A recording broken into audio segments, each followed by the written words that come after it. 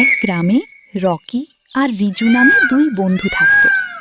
একদিন ভোরবেলা তারা গ্রামের কাছের শিব মন্দিরে গেল ভোলে বাবাকে প্রণাম করতে। চরমণ্ডল গ্রামের দুই বন্ধু রকি আর রিজু একদিন সকালে ঠিক করল তারা গ্রামের শিব মন্দিরে গিয়ে ভোলে বাবাকে প্রণাম করবে।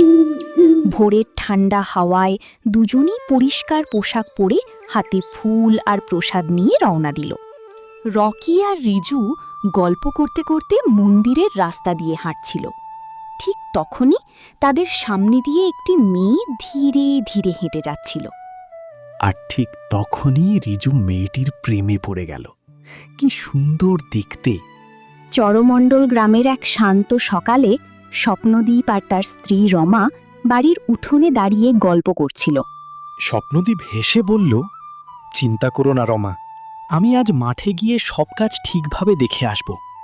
আমাদের ছেলে কৃষ্ণ ও সায়ন আছে, দুজনকে নিয়ে একদিন ঘুরতে যাব বনগা ওয়াটার পার্কে। ওখানকার পরিবেশটা ভালো। হ্যাঁ, তুমি ঠিকই বলেছ, যাব দুজনকে নিয়ে সামনের সপ্তাহে।